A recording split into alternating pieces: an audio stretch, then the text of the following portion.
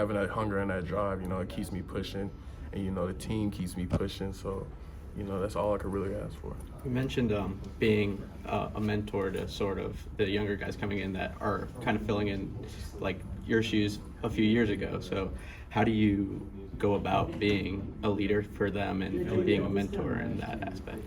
Just making sure I'm approachable. I don't want anybody, like freshmen, be thinking like, I can't talk to this man. I want to be, the person that they come to if they need any help.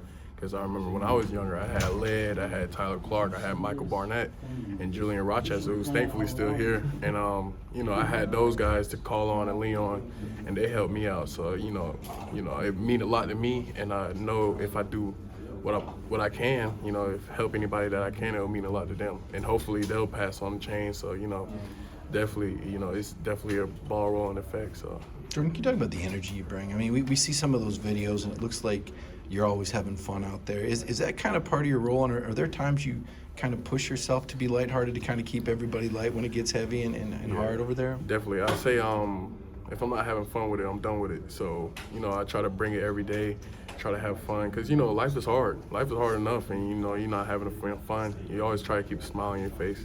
I always try to keep a smile on my face, That's one thing I grew up, that I was always the class clown, but, always want to make people happy in any way I can. So you've had some players lately talk about just your physicality, your size. They also mentioned Ben Cleveland. What's it been like? Are you going to miss Ben? Is there some ways you're going to miss him? In some ways you're not? Because I've got to believe those were some pretty intense practices. Those were intense practices, but me and Ben had a bond, man. We like total polar opposites. I'm a city boy, he's a country boy, and he said one day we're gonna go hunting. I'm still holding him on that one day.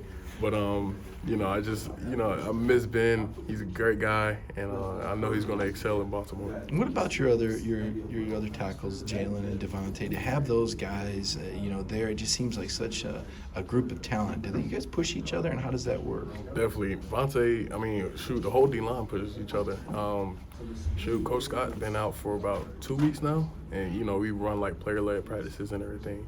And, just having that drive as a unit, it makes us better. We hit the sleds after practice. We do little different things. Recovery. We take time in recovery together. So everything that we do is together. So that's one thing that I really love about this team. And dialing it back to the decision for you to come back. I mean, you were a guy that could have gone in the NFL draft, and you chose to come back for another season. Can you talk about what went through your mind and why you decided to come back to Georgia for another year? It's a different type of love with this team. I couldn't leave them.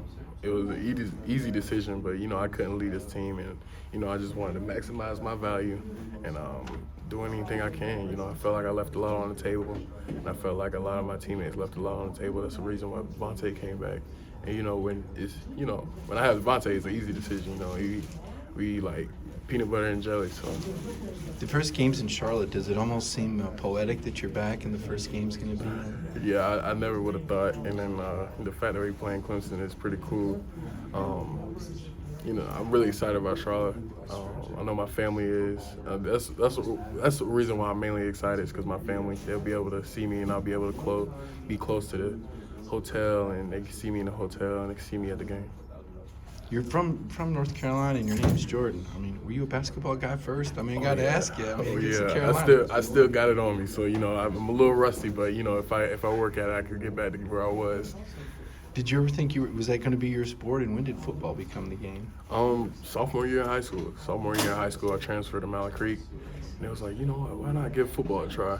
And my mom, it's a funny story because I didn't want to go to football practice, but my mom dropped me off.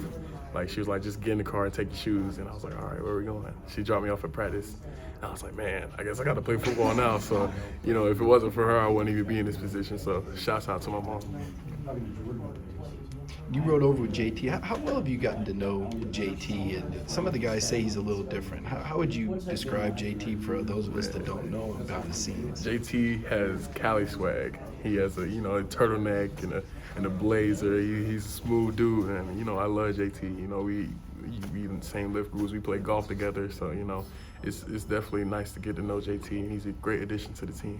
What does it mean when you've got a quarterback like that? And do you think that the win over Cincinnati, the last-minute drive, did that do something when he wins a game like that for the team to know what he's capable of under pressure? Well, shoot, man, JT, he's a bookworm.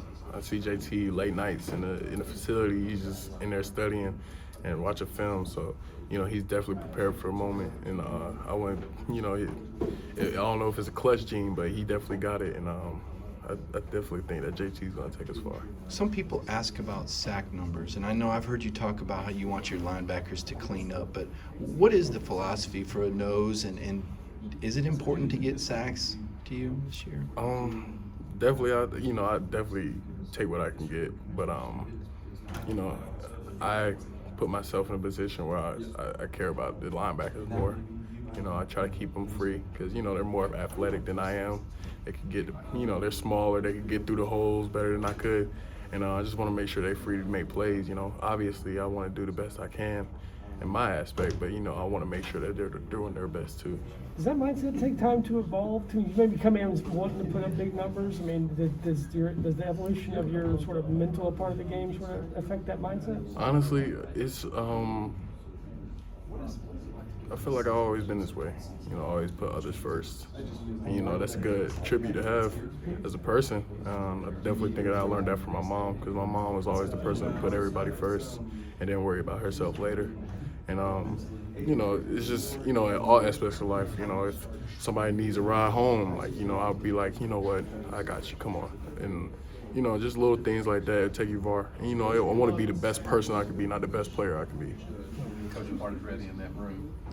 Question for you, Jordan. I know you get asked about the weight, but is that like a daily thing for a guy like you that you know has size but don't want to have too much size kind of thing? Nah, not really. It's definitely something you have to be conscious about. But, you know, I've been cutting down in the off season, and you know, I've been drinking my juice. I drink smoothies. I drink vegetable juice. So, you know, I'm just doing the best I can.